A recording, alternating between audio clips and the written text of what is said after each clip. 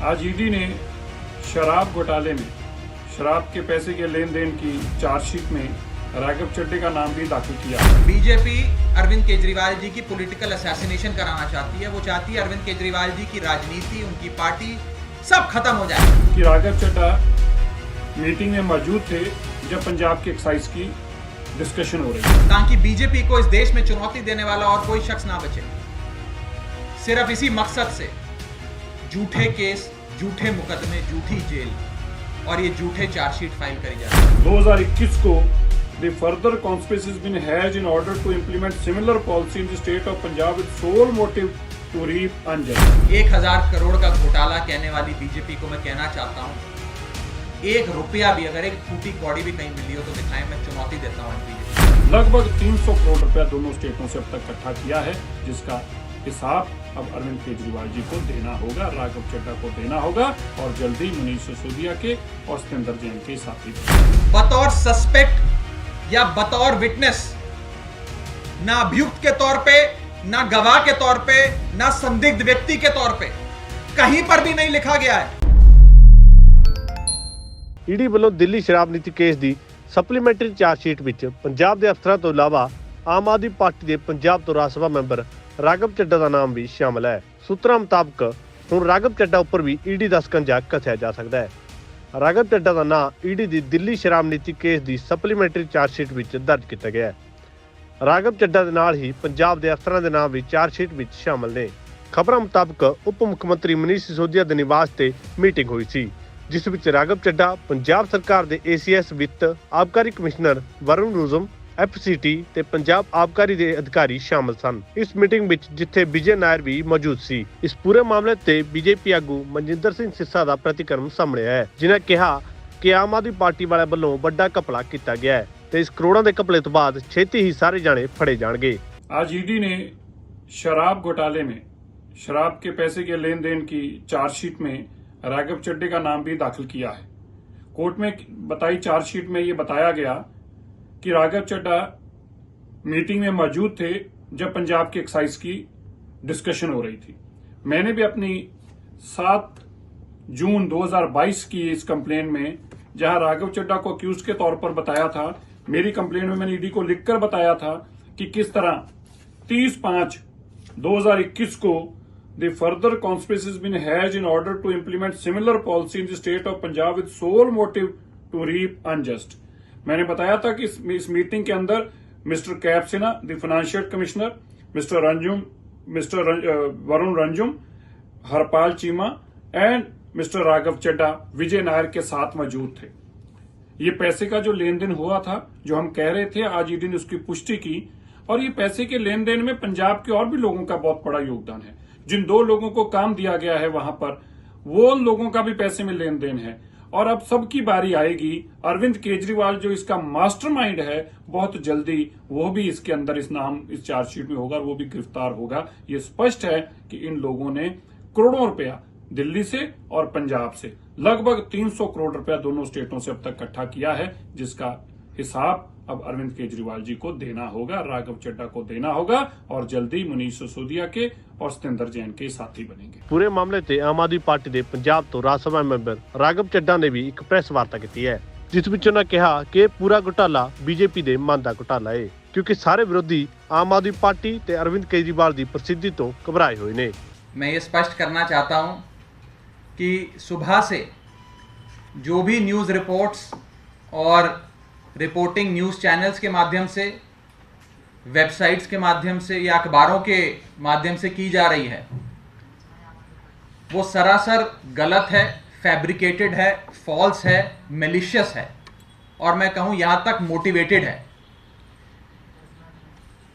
Factually wrong और incorrect खबर दिखाई जा रही है।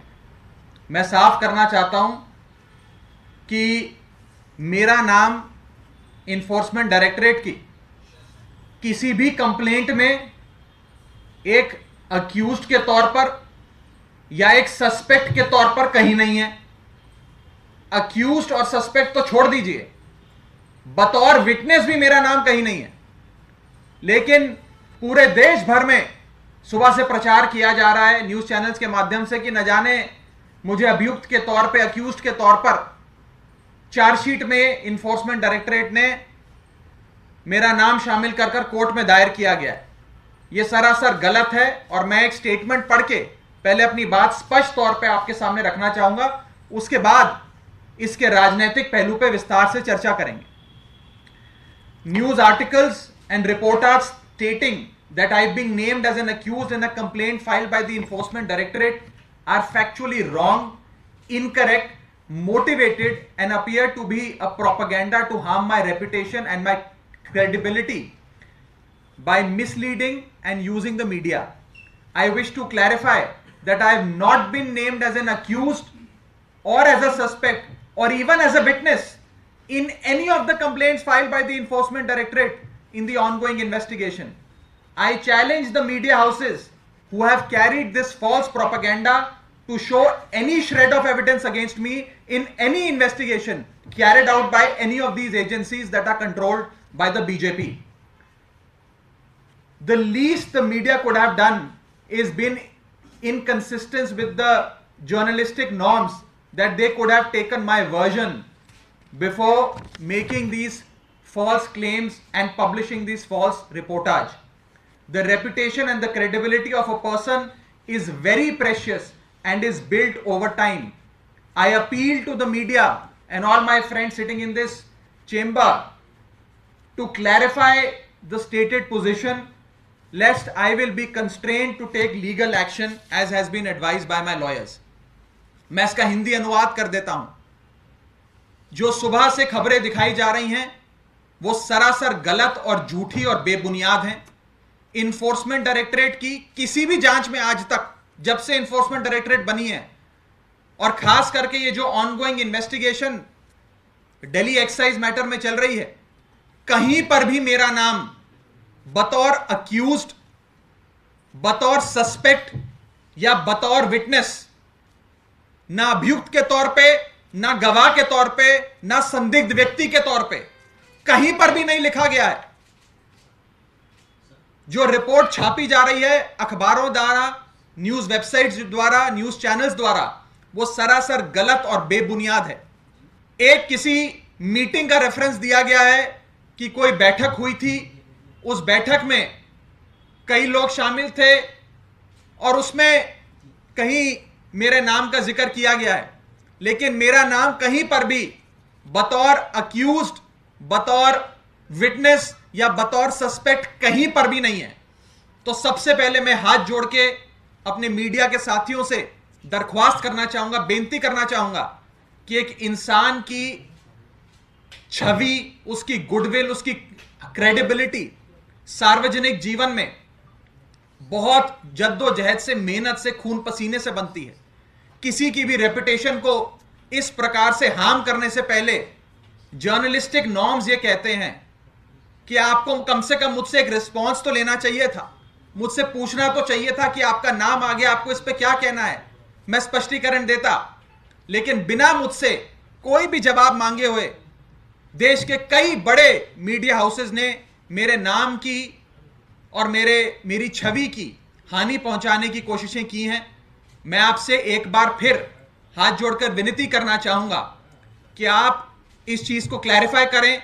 जो गलत खबर छापी है उसे विड्रॉ करें, सही खबर छापें, नहीं तो मुझे मजबूरन कानूनी कार्रवाई करनी पड़ेगी उन तमाम अखबारों के खिलाफ या मीडिया हाउसेस के खिलाफ जिन्होंने मेरे नाम को तोड़ मरोड़ कर ऐसे दिखाया है कि न जाने मैं कौन सा बड़ा घोटालेबाज हूं, मैंने कितने करोड़ों का घोटाला कर दिया हो और मैं इस पूरे कई मुकदमों में या कई ईडी की कंप्लेंटों में अभियुक्त के तौर पर मेरी भूमिका इन्फोर्समेंट डायरेक्टरेट ने कोर्ट के सामने रखी। मैं एक बार फिर से यह कहना चाहता हूं कि ईडी और सीबीआई, जिनके 1000 से ज्यादा अफसर पिछले 1 साल से लगे हुए हैं, 400 से ज्यादा जगहों पर इन लोगों ने रेड करी, सर्च करी, सीज करी।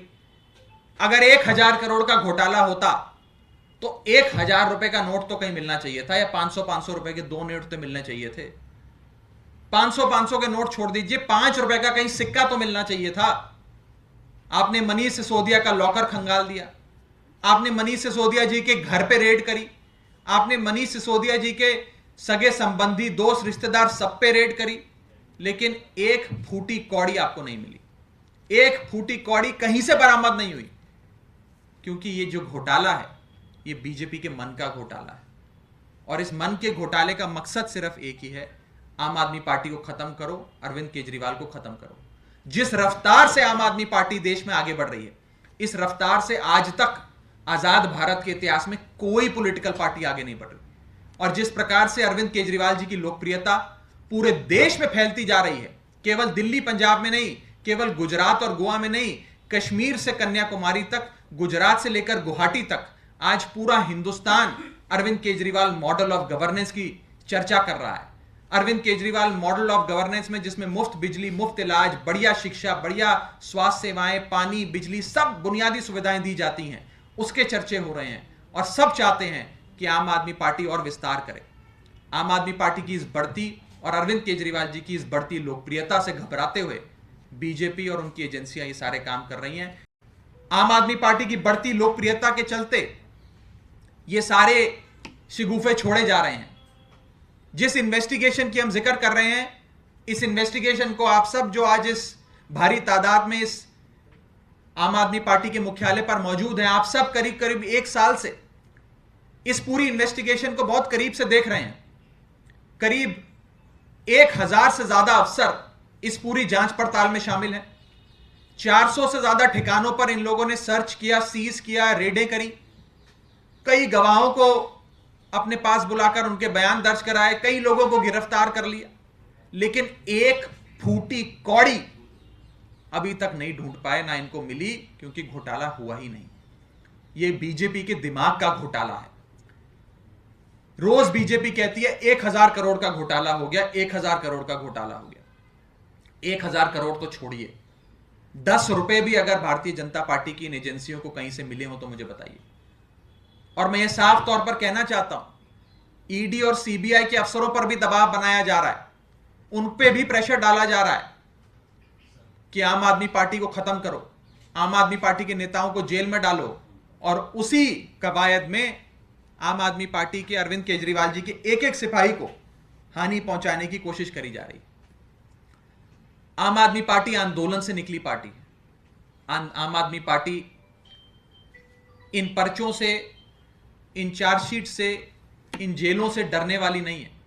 हम सड़कों पे आंदोलन करते करते आज यहां तक पहुंचे हैं।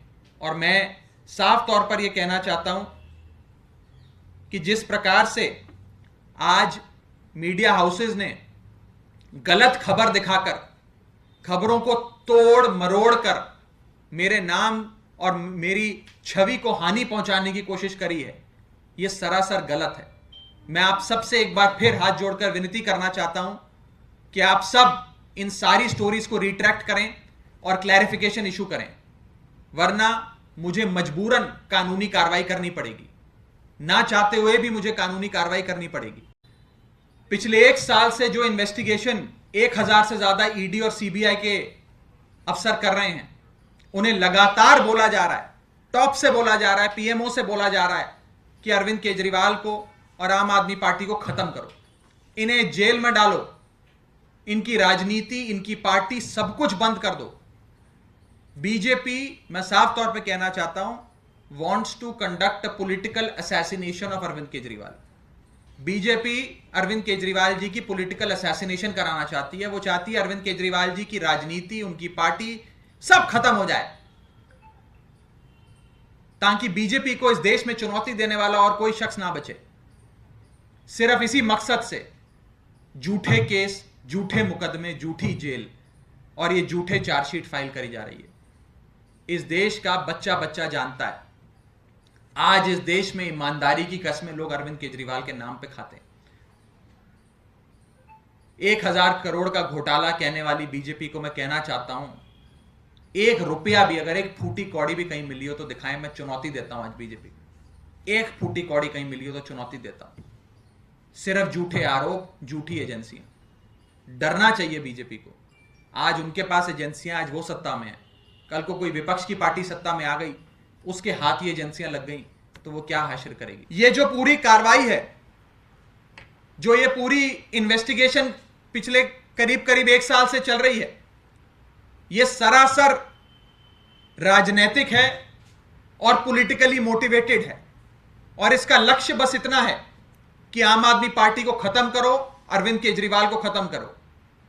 और शायद आज बीजेपी मेरे नाम का दुष्प्रचार करने की, मेरे नाम की और मेरी छवि को हानि पहुंचाने की कोशिशें कर रही है, इसलिए क्योंकि राघव चड्ढा अरविंद केजरीवाल का सच्चा सिपाही है, इसलिए क्योंकि आम आदमी पार्टी अरविंद केजरीवाल जी की नेतृत्व में लगातार बढ़ती जा रही है। वो आम आदमी पार्टी जो दिल्ली की पार्टी थी, दिल्ली में चुनाव जीता करती थी, आज वो पंजाब में सरकार चला रही है। पंजाब के को इंचार्ज के तौर पे अरविंद केजरीवाल जी ने मुझे जिम्मेदारी दी। अरविंद केजरीवाल जी के नेतृत्व में हम सबके मेहनत से आम आदमी पार्टी की सरकार पंजाब में बनी। मुझे गुजरात में भी आम आदमी पार्टी ने जिम्मेदारी दी, मेरे नेता अरविंद केजरीवाल जी ने जिम्मेदारी दी। बतौर सह प्रभारी मैंने गुजरात में भी काम किया, और हमारी सबकी मेहनत की बदौलत, अरविंद केजरीवाल जी के नेतृत्व की बदौलत हम गुजरात के चुनाव से राष्ट्रीय पार्टी बने, नेशनल पार्टी बने। आज अरविंद केजरीवाल जी के एक एक सिपाही को हानि पहुंचाने के लिए इस प्रकार से दुष्प्रचार किया जा रहा है। मकसद सिर्फ एक है, आम आदमी पार्टी को खत्म करो, अरविंद केजरीवाल को खत्म करो। क्योंकि भारतीय जनता पार्टी इस बात को जानती है कि अगर बीजेपी का कोई काल है तो वो अरविंद केजरीवाल है। अगर बीजेपी का कोई काल है तो वो अरविंद केजरीवाल है। जैसे कंस को यह मालूम था कि उसका अंत, उसका विनाश, उसका काल, उसकी मृत्यु भगवान श्री कृष्ण के हाथों लिखी है, और उसने हर संभव कोशिश करी भगवान श्री कृष्ण को हानि पहुंचाने की, लेकिन हानि नहीं पहुंचा पाया। उसी प्रकार भारतीय जनता पार्टी यह बात जानती है कि उनका अंत और उनका काल अरविंद केजरीवाल हैं, अरविंद केजरीवाल के हाथों लिखा है। इसीलिए वो हर संभव कोशिश करेंगे आम आदमी पार्टी को, अरविंद केजरीवाल जी को और अरविंद केजरीवाल जी के एक एक सिपाही को हानि पहुंचाने की, लेकिन सफल नहीं हो। मीडिया रिपोर्टां ਵਿੱਚ ਕਿਹਾ ਜਾ ਰਿਹਾ ਹੈ ਕਿ ਸਿਸੋਦੀਆ ਦੇ ਸਕੱਤਰ ਨੇ ਰਾਘਵ ਚੱਡਾ ਦਾ ਨਾਮ ਲਿਆ ਹੈ। ਇਸ ਚਾਰਜਸ਼ੀਟ ਵਿੱਚ ਕਿਹਾ ਜਾ ਰਿਹਾ ਹੈ ਕਿ ਸਿਸੋਦੀਆ ਦੇ ਘਰ ਕੋਈ ਬੈਠਕ 'ਚ ਆਮ ਆਦਮੀ ਪਾਰਟੀ ਦੇ ਸੰਸਦ ਮੈਂਬਰ ਰਾਘਵ ਚੱਡਾ ਵੀ ਮੌਜੂਦ ਸਨ। ਈਡੀ ਦੀ ਚਾਰਜਸ਼ੀਟ ਮੁਤਾਬਕ ਮਨੀਸ਼ ਸਿਸੋਦੀਆ ਦੇ ਪੀਏ ਅਰਵਿੰਦ ਨੇ ਆਪਣੇ ਬਿਆਨ ਵਿੱਚ ਰਾਘਵ ਚੱਡਾ ਦਾ ਨਾਮ ਲਿਆ ਹੈ। ਆਰਸੀ ਅਰਵਿੰਦ ਨੇ ਆਪਣੇ ਬਿਆਨ ਵਿੱਚ ਕਿਹਾ ਹੈ ਕਿ ਉਪ ਮੁੱਖ ਮੰਤਰੀ ਮਨੀਸ਼ ਸਿਸੋਦੀਆ ਦੇ ਘਰ ਇੱਕ ਮੀਟਿੰਗ ਹੋਈ ਸੀ, ਜਿਸ ਵਿੱਚ ਪੰਜਾਬ ਦੇ ਆਬਕਾਰੀ ਕਮਿਸ਼ਨਰ ਰਾਘਵ ਚੱਡਾ, ਆਬਕਾਰੀ ਅਧਿਕਾਰੀ ਅਤੇ ਵਿਜੇ ਨਾਇਰ ਮੌਜੂਦ ਸਨ। ਦੱਸ ਦਈਏ ਕਿ ਆਮ ਆਦਮੀ ਪਾਰਟੀ ਦੇ ਸੀਨੀਅਰ ਨੇਤਾ ਅਤੇ ਦਿੱਲੀ ਦੇ ਸਾਬਕਾ ਉਪ ਮੁੱਖ ਮੰਤਰੀ ਮਨੀਸ਼ ਸਿਸੋਦੀਆ ਪਹਿਲਾਂ ਹੀ ਸ਼ਰਾਬ ਘੁਟਾਲੇ ਮਾਮਲੇ ਵਿੱਚ, ਭ੍ਰਿਸ਼ਟਾਚਾਰ ਦੇ ਮਾਮਲੇ ਵਿੱਚ ਜੇਲ੍ਹ ਵਿੱਚ ਹਨ। ਹੁਣ ਦੇਖਣਾ ਹੋਵੇਗਾ ਕਿ ਅਗਲੀ ਕਾਰਵਾਈ ਕੀ ਕੀਤੀ ਜਾਂਦੀ ਹੈ। Bureau report T5 channel Punjabi. ਨਿਡਰ ਹਾਂ, ਨਿਰਪੱਖ ਰਹਾਂਗੇ, ਆਜ਼ਾਦ ਹਾਂ, ਸੱਚ ਕਹਾਂਗੇ। ਗੱਲ ਕਰਾਂਗੇ ਸਿਆਸੀ ਹਵਾ ਦੀ, ਹੋਣਗੇ ਹੁਕਮਰਾਨਾਂ ਨੂੰ ਸਿੱਧੇ ਸਵਾਲ। ਸਭ ਤੋਂ ਪਹਿਲਾਂ ਪਹੁੰਚਾਵਾਂਗੇ ਤੁਹਾਡੇ ਤੱਕ ਸਿਰਫ ਸੱਚੀ ਖਬਰ। ਦੱਸਾਂਗੇ ਕੌਣ ਕਰ ਰਿਹਾ ਹੈ ਤੁਹਾਡੇ ਤੇ ਸਬਰ। ਵਿਦੇਸ਼ਾਂ 'ਚ ਬੈਠੇ ਪੰਜਾਬੀਆਂ ਦੇ ਹੱਕ ਦੀ ਕਰਾਂਗੇ ਗੱਲ। ਕੈਨੇਡਾ ਦੀ ਹਰ ਸਿਆਸੀ ਖਬਰ ਲੈ ਕੇ ਆਵਾਂਗੇ ਤੁਹਾਡੇ ਵੱਲ। ਉਭਰਾਂਗੇ ਪੰਜਾਬ ਦੀ ਆਵਾਜ਼ ਬਣ ਕੇ। ਹੋਣਗੇ ਹਰ ਪਹਿਲੂ ਤੇ ਰੋਜ਼ ਚਰਚੇ। ਖੋਲਾਂਗੇ ਅੰਦਰੂਨੀ ਰਾਜ। ਬਣਾਂਗੇ ਬੁਲੰਦ ਆਵਾਜ਼। ਖੇਡ, ਸਿੱਖਿਆ, ਸਿਹਤ, ਖੇਤੀ ਦੀ ਬਾਤ ਪਾਵਾਂਗੇ। ਹਰ ਪਿੰਡ, ਹਰ ਸ਼ਹਿਰ ਜਾਵਾਂਗੇ। ਮਨੋਰੰਜਨ ਨਾਲ ਜੁੜੇ ਕਲਾਕਾਰਾਂ ਨਾਲ ਕਰਵਾਵਾਂਗੇ ਮੁਲਾਕਾਤ। ਸੰਘਰਸ਼ਾਂ ਵਾਲੀ ਜ਼ਿੰਦਗੀ ਤੇ ਮਾਰਾਂਗੇ ਝਾਤ। ਕੀ ਨੇ ਸਾਡੇ ਕਾਨੂੰਨ, ਫਰਜ਼ ਤੇ ਅਧਿਕਾਰ? ਕੀ ਕਰਦੀ ਹੈ ਸਾਡੀ ਸਰਕਾਰ? ਕੀ ਹੈ ਤੁਹਾਡੀ ਮੁਸ਼ਕਲ ਦਾ ਹੱਲ? D5 ਚੈਨਲ ਪੰਜਾਬੀ ਦੀ ਕਚਹਿਰੀ 'ਚ ਹੋਵੇਗੀ सिर्फ लोकां दी गल। धर्म, धरोहर, सेहत और संस्कृति की होगी बात। अब D5 चैनल हिंदी भी होगा सर। D5 चैनल पंजाबी, अपनी धरती, अपने लोक। सत श्री अकाल जी, मैं हाँ कुलराज रंधावा ते तुसी वेख रहे हो D5 चैनल पंजाबी, जिहड़ा लॉन्च हो चुका है हुण कैनेडा विच।